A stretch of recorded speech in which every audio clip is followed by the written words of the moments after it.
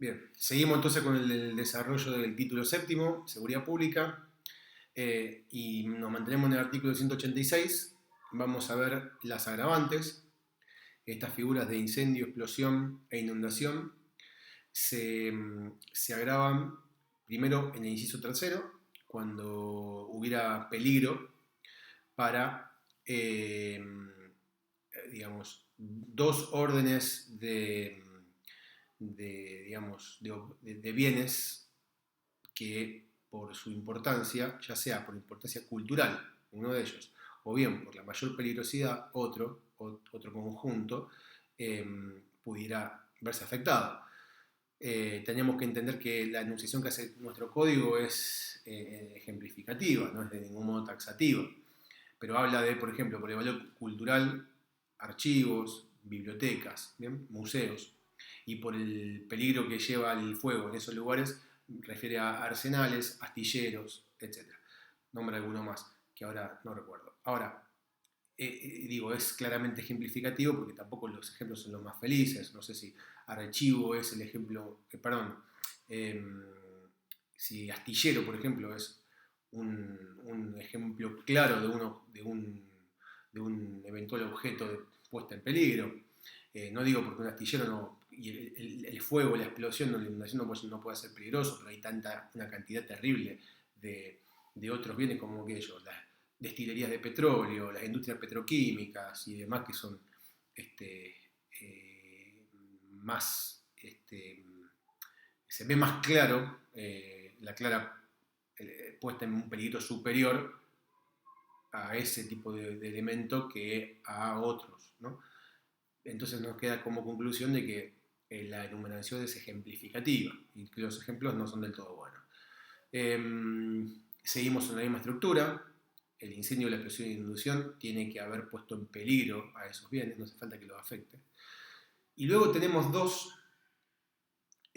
agravantes en el inciso cuarto, que castiga con una pena más elevada cuando existiere peligro de muerte para alguna persona, o bien en el inciso quinto, cuando la muerte fuera la consecuencia directa de la acción peligrosa, del incendio, la explosión o la inundación, cuando hubiera una muerte. Entonces vamos a ver que en el inciso cuarto, cuando el incendio, la explosión o la inundación tienen una cierta magnitud, debería encuadrar siempre en este inciso cuarto, en esta versión agravada, porque bueno, un gran fuego, si pone peligro para un número indeterminado de personas, claramente el peligro puede ser de muerte. Como no exige el resultado de muerte, el peligro puede ser de muerte. Una inundación como la que estamos hablando, de esas que generan necesidad de que haya evacuado y que hay tendido eléctrico que cae al agua y personas que se extravíen y demás, claramente el peligro es de muerte. Nadie puede decir la ciudad quedó bajo el agua, pero la vida de las personas estaba a salvo. Entonces, es muy común que puedan encuadrar cualquiera de los ejemplos que di, por ejemplo, de nuestra historia reciente, fuera de la figura básica. Independientemente de los casos donde haya culpa, que ya les expliqué que está tipificado en forma autónoma. Y el inciso quinto nos ubica dentro de una figura de carácter preterintencional. A ver, la agravante es de carácter preterintencional. ¿Qué quiere decir? El dolo sigue siendo poner en peligro la seguridad pública. El dolo sigue siendo poner en peligro la seguridad pública. Realizar una conducta generada de peligro. Por ejemplo, y prender fuego algo para llamar la atención, por ejemplo, un motín en una cárcel. Prender fuego colchones con el fin de llamar la atención de las autoridades por el peligro que se generó con esa conducta. Ahora, si del resultado de esa conducta hay un resultado no querido, no era lo buscado, muere alguien, en el ejemplo que le acabo de dar, puede morir un interno, puede morir un personal de seguridad, nos encuadramos en esta figura que tiene una pena de 8 a 20 años, prácticamente como el homicidio doloso. Tenemos que centrarnos en la parte, en el carácter preterintencional, es decir, dolo en la base, puesta en peligro de la seguridad, culpa del resultado, muerte. Porque si no lo distinguimos bien, no podríamos confundirlo con la figura del 80 inciso quinto, ¿no? El homicidio calificado por el uso de un medio idóneo para causar un peligro común. La diferencia está en el aspecto subjetivo. En el artículo 80 inciso quinto, el dolo es el de matar. Por eso les decía que, si les pongo un ejemplo, una explosión de gran magnitud, como AMIA o Embajada de Israel, como podríamos decir las Torres Gemelas en Estados Unidos, claramente hay un dolo de matar. Entonces salimos de esta figura y nos iríamos a aquella otra.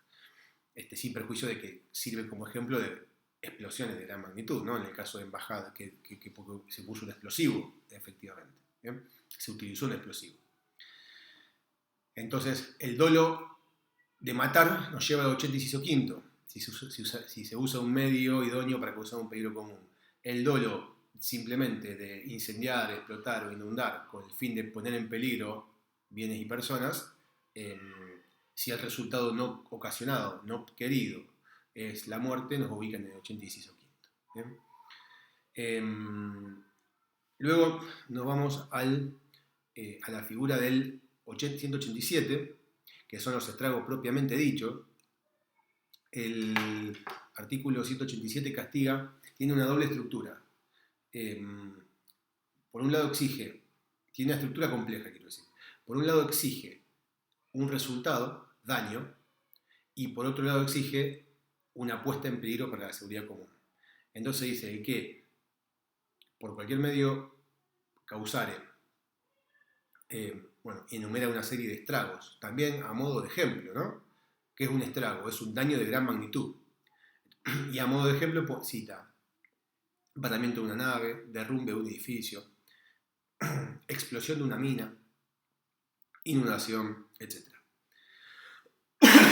El ejemplo, el listado enunciativo vuelve a ser defectuoso, porque nos pone en presencia de situaciones confusas, como por ejemplo hablar de inundación, cuando ya la inundación estaba mencionada en el inciso anterior. Está bien, en este caso puede ser el daño causado por una inundación. Después habla de explosión de una mina. Perdón, no, le dije mal, no es explosión de una mina, es inundación de una mina.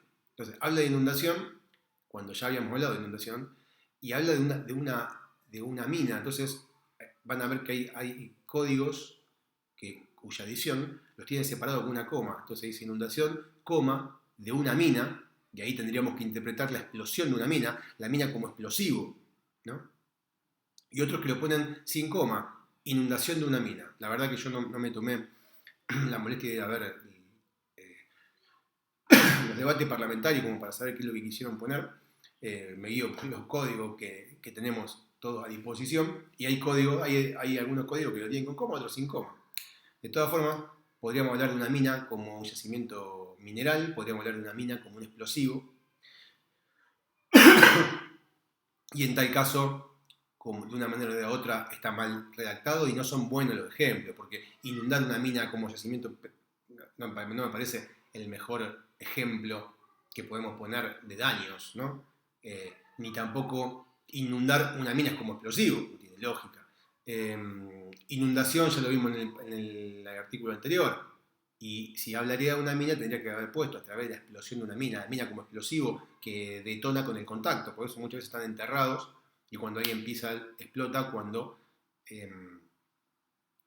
está flotando impacta contra un barco y explota. Bueno, nos damos cuenta que hay una defectuosa redacción que no es para nada clara y que busca ser ejemplificativa con ejemplos que vaya a saber cómo fue el debate para llegar a esos ejemplos.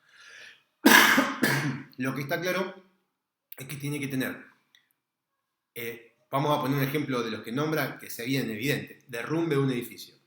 El derrumbe de un edificio se tiene que ocasionar como daño, ¿bien? Pero ese derrumbe de ese edificio tiene que además poner en peligro un número indeterminado de bienes y de personas, ¿bien? Entonces, si yo con mi acción derrumbo un edificio y ese edificio estuviera solo y aislado en el medio del desierto, caerá en el delito de daño, delito contra la propiedad, pero no en esta figura porque no hay una puesta en peligro para un número determinado de bienes y personas. Si yo tumbo la Torre Gemela en el centro de Manhattan, además de haber dañado y haber causado un estrago, estoy poniendo en peligro un número indeterminado de bienes y de personas. Esta es la figura de de los estragos propiamente dicho, artículo 187. Recuerden que tenemos la figura culposa, siempre que podemos incurrir en que todos estos hechos, estos daños de gran magnitud, puedan generarse por la imprudencia, ¿no? Por la falta de cuidado. Y en tal caso, la tipicidad se desplaza, como es lógico, hacia el 189. Bien, seguimos entonces con otros temas vinculados con la seguridad pública, ya no con los estragos.